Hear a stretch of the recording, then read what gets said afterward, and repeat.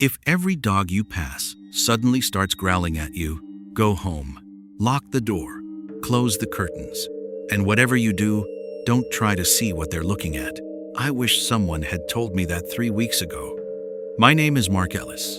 I'm 31, and until recently my life was painfully normal. I worked at a hardware store outside Columbus, Ohio. I had a girlfriend named Emily, a mother who called every Sunday, and a promotion almost in my hands. It started on a Thursday night. I had stayed late helping with inventory, and before I left, my manager, Doug, pulled me aside. "Nothing's official yet," he said, "but when the new location opens, your name is at the top of the list." I walked home feeling better than I had in months. It was almost 11. The streets were empty, so I cut through Miller Park. During the day, it was full of joggers and kids. At night, it was just a dark strip of trees between two neighborhoods. Halfway past the playground, my earbuds cut out. No music, no traffic, no wind. Then something jumped onto my back. Not hard, not like an attack, more like a friend hopping on as a joke. My knees bent, my shoulders dipped. For 1 second, I felt a small weight press between my shoulder blades. Then it was gone. I spun around. The path behind me was empty. The swings creaked in the dark. I laughed because I didn't know what else to do. "Great," I muttered. "Now I'm hallucinating." Then I kept walking. That was the first mistake.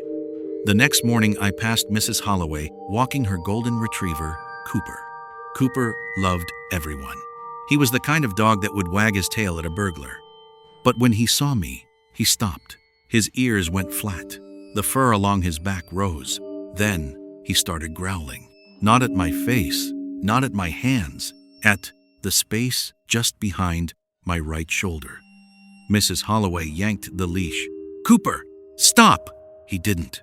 He backed away from me, lips pulled up, eyes locked on something I couldn't see. "I'm so sorry, Mark," she said. "He's never like this." That sentence followed me for the next 2 weeks. "He's never like this." A terrier outside the coffee shop screamed when I walked by. A German shepherd slammed into a fence. Even a blind old Labrador barked at the air behind me. At first, I thought maybe I smelled strange. I changed detergent. I stopped using cologne. Nothing helped. Every dog reacted. But after a few days, I realized something worse. They weren't trying to attack me. They were afraid. And whatever scared them was very close. Then my life started falling apart. My mother slipped in her kitchen and hit her head. My sister called from the hospital crying, saying Mom had tried to reach me all morning. I checked my phone. No missed calls, no messages, nothing. The next day, Doug called me into his office and showed me security footage. In one clip, I stood at a register, mouth moving silently while a customer waited. In another, I stood in the stockroom, staring at a wall. "I don't remember that," I said. Doug sighed. "That's the problem." The promotion disappeared that day. By Friday, so did my job. Emily tried to help. She said I was acting like someone listening to a conversation nobody else could hear. Then, one night, she woke up and found me standing in the bedroom corner. "What are you doing?" she whispered. I turned around. I don't remember what I said, but I remember her face. The next morning, she packed a bag. "It didn't sound like you," she said. After she left, I bought a bottle of whiskey and drank on the living room floor until the room blurred. At some point, I whispered, "What do you want?" I don't know who I was asking. Later, I crawled into bed without taking my clothes off. Just before I fell asleep, the mattress dipped. Not beside me, on me. I opened my eyes. Something was sitting on my chest. Small, crouched, covered in wet, dark hair. For a second, my drunk brain tried to turn it into an animal. But it wasn't any animal. It was about the size of a child, folded in on itself, with thin arms, long pale fingers, and tiny black nails. Its hair hid most of its face, but I saw one black, wet eye watching me. Then its mouth opened just enough to show small, crowded teeth. It smiled, I screamed and kicked the blankets away. The room was empty. In the morning, I told myself it was the alcohol, stress, a nightmare. Then I found 5 thin bruises on the side of my neck, like fingers. That afternoon, I went to the grocery store. In the cereal aisle, a little girl in a pink coat stared at me. Then she looked above my shoulder and smiled. Not at me, at whatever was there. The girl tilted her head like she was listening. Then her smile faded.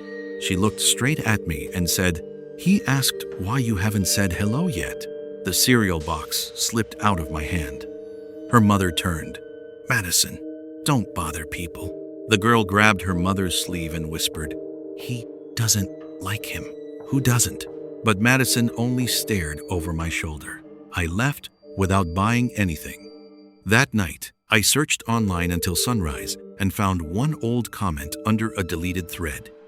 My grandma used to say, "There are things that ride people. Dogs see them. Small kids hear them. Don't talk to them. Don't name them. Don't let them know you know. If it speaks with its own voice, it's already in." I read the last line over and over. If it speaks with its own, it's already in. After that, I stopped looking behind me. When dogs growled, I kept walking.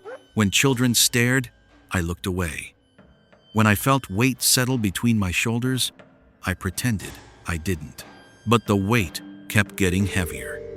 At first, it felt like a backpack. Then, like a child clinging to my neck. Then, like a grown person slumped across my shoulders.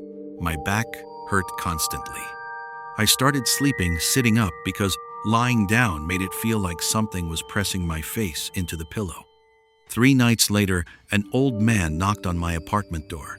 I recognized him from near the bus station. Gray beard, army jacket, shopping cart, full of bags. He looked directly at the peephole. "Open the door, Mark. I know what's on you."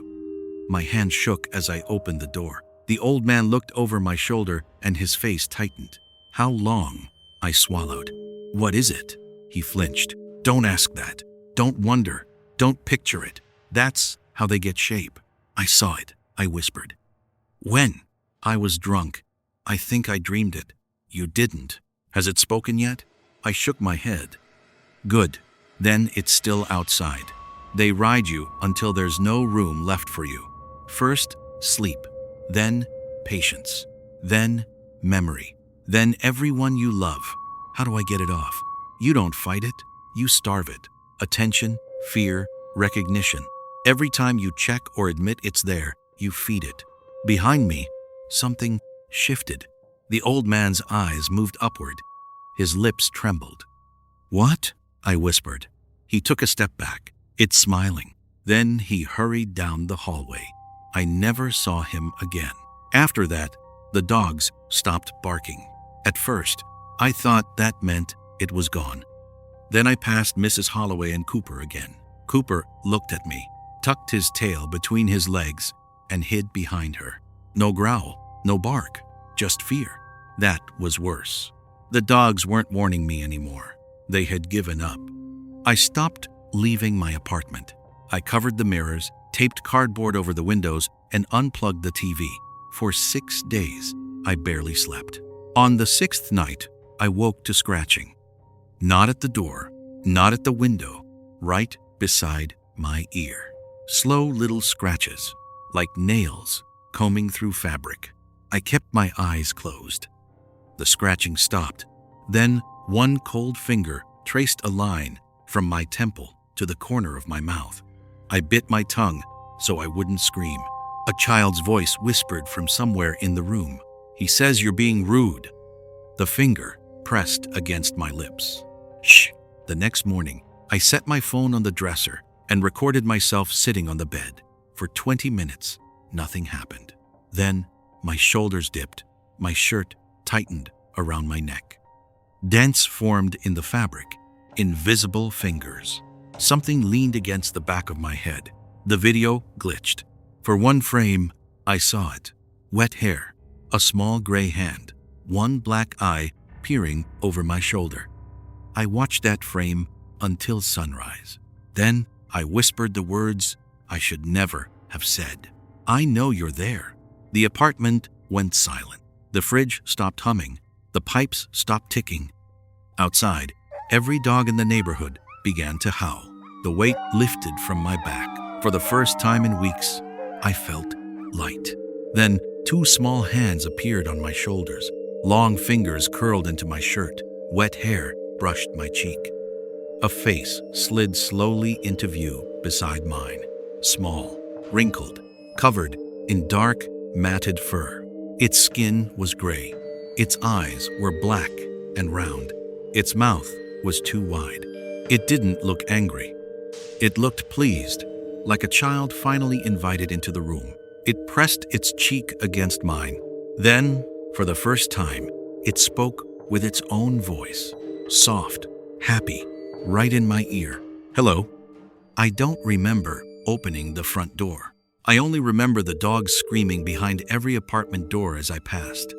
When I woke up, I was in Miller Park. Same path, same playground, same swings moving in the dark. My back felt light. For 1 second, I thought it was over. Then I heard footsteps. A man in a blue work jacket was walking home, earbuds in. I tried to warn him. I opened my mouth. Nothing came out. Something small moved in the trees behind him. Wet hair, black eyes, a smile. The man passed the playground. Then something jumped. His knees bent, his shoulders dipped. He spun around, saw nothing, and after a few seconds, laughed, just like I had. Then he kept walking. A dog started growling from a house across the street.